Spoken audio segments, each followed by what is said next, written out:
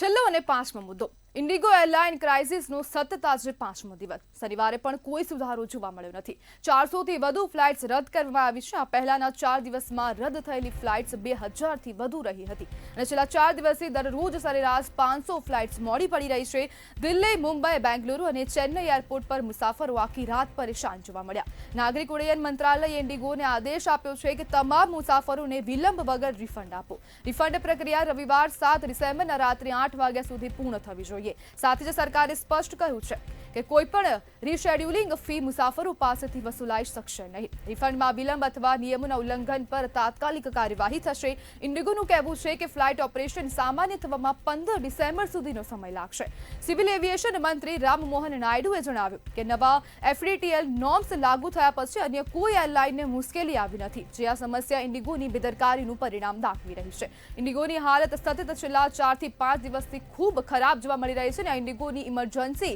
લાગુ થઈ હોય તેવું ક્યાંક ને ક્યાંક લાગી રહ્યું છે દેશમાં જે રિજનલ ફ્લાઇટ્સ છે તેમાં ઇન્ડિગો પાસે 65 થી 70% જેટલી ફ્લાઇટ્સ છે અને તેના જ કારણે હવે નાગરિકો પણ પરેશાન થઈ રહ્યા છે જ્યારે છેલ્લા 4 થી 5 દિવસમાં 2000 પ્લસ જે ફ્લાઇટો છે તે રદ થઈ ગઈ છે ને જ્યારે અમદાવાદ એરપોર્ટ પર એનએસયુઆઈ અને યુથ કોંગ્રેસ દ્વારા વિરોધ કરવામાં આવ્યો હતો અને પોલીસે તેમને ટીંગાટોળી કરીને તેમની અટકાયત કરી હતી જ્યારે ફ્લાઇટ કેન્સલ થતા અમદાવાદથી દિલ્હી વચ્ચે સ્પેશિયલ ટ્રેન હવે દોડાવવામાં આવી રહી છે જેને લઈને હવે નાગરિકોની સુવિધાનું પણ ક્યાંક ને ક્યાંક ધ્યાન રાખવામાં આવી રહ્યું છે સાથે સાથે હવે જે પ્રકારની હવે ઇન્ડિગો ઇમરજન્સી લાગી છે તેના કારણે નાગરિકો પરેશાન થઈ રહ્યા છે જ્યારે અમદાવાદ એરપોર્ટ પર ઇન્ડિગોએ રિફંડ કાઉન્ટર પણ શરૂ કરી દીધું હોય તેવું પણ હવે સામે આવ્યું છે જ્યારે આજના દિવસમાં ઇન્ડિગોની 400 ફ્લાઇટ્સ રદ થઈ ગઈ છે અને ઇન્ડિગોના ધાંધિયા છેલ્લા 5 દિવસથી સતત યથાવત જોવા મળી રહ્યા છે છેલ્લા 4 દિવસમાં સમગ્ર દેશભરમાં ઇન્ડિગોની 2000 થી વધુ ફ્લાઇટ્સ રદ થઈ છે 3 લાખ મુસાફરો પરેશાન થઈ રહ્યા છે જ્યારે હવે સરકારે પણ દખલ કરી છે અને આ સમગ્ર મુદ્દો સુપ્રીમ કોર્ટમાં પણ પહોંચ્યો છે અને ઇન્ડિગો ફ્લાઇટ કેન્સલેશનનો મામલો સુપ્રીમ કોર્ટમાં પહોંચ્યો ને તે બાદ હવે પીઆઈએલ દાખલ કરવામાં આવી છે જ્યારે ડીજીસીએના નવા નિયમો લાગુ કરવામાં આવ્યા છે જેનાથી માત્ર ઇન્ડિગોમાં જ સ્ટાફ ક્રાઇસિસ થઈ રહી છે અને હવે મંત્રાલયનું કહેવું છે કે ઇન્ડિગોની બેદરકારીના કારણે હવે આ સ્ટાફ ક્રાઇસિસ જોવા મળી રહ્યો છે ત્યારે સરકારનો ઇન્ડિગોને નિર્દેશ રવિવારે રાત્રે 8 વાગ્યા સુધી પૈસા રિફંડ કરવામાં આવશે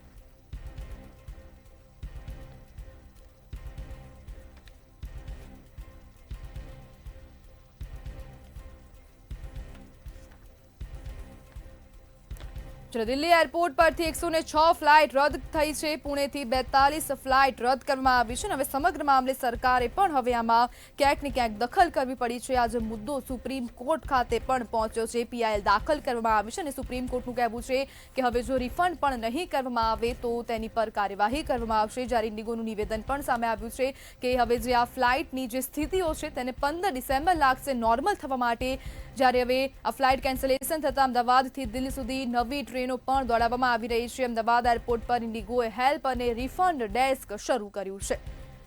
અને નાગરિકો આક્ષેપ કરી રહ્યા છે જે હવાઈ મુસાફરો છે તે લોકો પણ આક્ષેપ કરી રહ્યા છે કે ઇન્ડિગો કોઈ પણ પ્રકારનું નિવેદન આપતું નથી કોઈ પણ પ્રકારનું સહકાર કરતું નથી અને કોઈ પણ યોગ્ય જવાબ આપતું નથી ત્યારે ઇન્ડિગોની હવે ક્યાંક ને ક્યાંક જે પ્રતિષ્ઠા છે તે પણ ખરડાઈ હોય તેવું પણ લાગી રહ્યું છે જ્યારે છેલ્લા 4 દિવસમાં 2000 થી વધુ ફ્લાઇટ્સ રદ કરવામાં આવી 3 લાખ મુસાફરો હવે ઇન્ડિગોના કારણે પરેશાન થઈ રહ્યા છે ત્યારે સુપ્રીમ કોર્ટ પહોંચ્યો છે ઇન્ડિગો ફ્લાઇટ કેન્સલેશનનો મામલો જ્યારે પીઆઈએલ પણ દાખલ કરવામાં આવી છે અને જે પ્રકારની સ્થિતિ હાલ ઊભી થઈ છે તેના કારણે નાગરિકોમાં ખૂબ રોષ જોવા મળી રહ્યો છે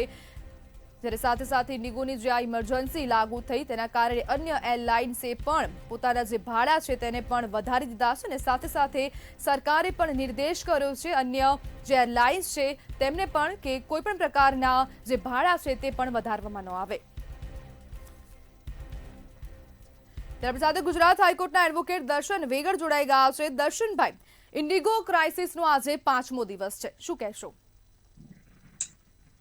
સૌપ્રથમ તો આપનો ખૂબ ખૂબ આભાર કે આ ચર્ચામાં મને તમે આમંત્રણ આપ્યું જે દેશમાં હજારો મુસાફરો ફ્લાઇટ રદ થવાના કારણે હેરાન થાય છે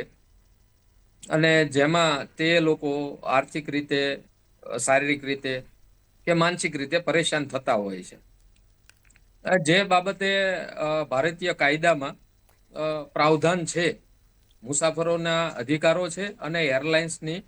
જવાબદારીઓ છે જેમાં ડીજીસીએ કાયદા મુજબ directorate general of civil aviation મુજબ અધિકારો પણ મુસાફરોને મળેલા છે. જે મુજબ દર્શનભાઈ, DGCA ના જે આ નવા નિયમો છે તેનાથી ખાલી ઇન્ડિગો જ કેમ પ્રભાવિત થઈ રહ્યું છે? અન્ય એરલાઇન્સને તો કોઈ ફરક નથી પડ્યો. એને જે કાયદામાં પ્રાવધાન છે એ હું તમને જણાવી શકું. જી, તો એનાથી વિશેષ તો હું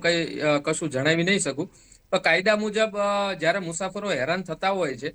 તો જ્યારે પણ 2 વીક કરતા ઓછા સમયમાં મુસાફરોને જાણ કરવામાં આવે છે કે તમારી ફ્લાઇટ રદ થાય છે, એવા સંજોગોમાં તમે કોમ્પન્સેશન્સ મેળવવા પાત્ર છો, એને મળવા પાત્ર છે કોઈ પણ મુસાફરને. જ્યારે કોમ્પન્સેશન્સ ડિપેન્ડ હોય છે, તમારું જે રૂટ્સ હોય છે એ રૂટ ડિસ્ટન્સ પર ડિપેન્ડ હોય છે. જી, લાઈક 1500 કિલોમીટર સુધીનું રૂટ્સ હોય છે તો એવા સંજોગોમાં મુસાફરને 5000 સુધીનું વળતર અથવા જે વન વે ફેર ટિકિટ હોય છે જી, એ ઓફર કરવામાં આવતી હોય છે. Which ever is a lower, બંનેમાંથી જે પણ ઓછું હોય છે એ મળવા પાત્ર છે. જ્યારે 1500 થી 3500 કિલોમીટર સુધીનું રૂટ ડિસ્ટન્સ હોય છે એવા બિલકુલ સંજોગોમાં દર્શનભાઈ, જે પ્રકારની હાલ સ્થિતિ છે અને જે ઇન્ડિગોની જે બેદરકારીનું આ પરિણામ આવ્યું છે, તો સુપ્રીમ કોર્ટમાં પણ આ મામલો પહોંચી ગયો છે અને PIL દાખલ કરવામાં આવી છે. તો તેને લઈને આપ શું કહેશો? શું કાર્યવાહી થઈ શકે છે ઇન્ડિગો વિરુદ્ધ? જે સુપ્રીમ કોર્ટમાં જે પણ PIL થઈ છે એના પર હું કશું ના કહી શકું. જે અત્યારે હાલમાં જે અધિકારો મળે છે પેસેન્જરોને, મુસાફરોને જે અધિકારો છે એના વિશે હું વાત કરી શકું. PIL નો તો જે બી કઈ નિર્ણય આવશે એ તો પાછળથી આવવાનો. અત્યારે હાલ આપણને ખબર નથી કે સુપ્રીમ કોર્ટનો વ્યૂ શું છે. એટલે અત્યારે હાલ પૂરતું જે નિયમો છે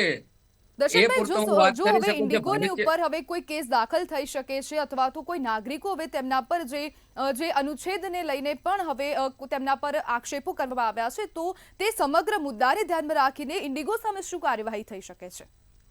ઇન્ડિગોમાં કોઈ કાર્યવાહી અત્યારે હાલ ના કહી શકીએ, કેમ કે જે કઈ પ્રાવધાન છે DGCA મુજબ જે બી છે એ પ્રમાણે મુસાફરો એની પ્રોસિજર કરી શકે છે. જ્યારે 2 વીક કરતા ઓછા સમયમાં જાણ કરવામાં આવે છે તો એમને કોમ્પન્સેશન્સ મળવા પાત્ર છે. અને જે મેં તમને કીધું કે એ રૂટ ડિસ્ટન્સ પર ડિપેન્ડ હોય છે. જ્યારે DGCA કોઈ કાર્યવાહી નથી કરતી ત્યારે કોઈ પણ મુસાફર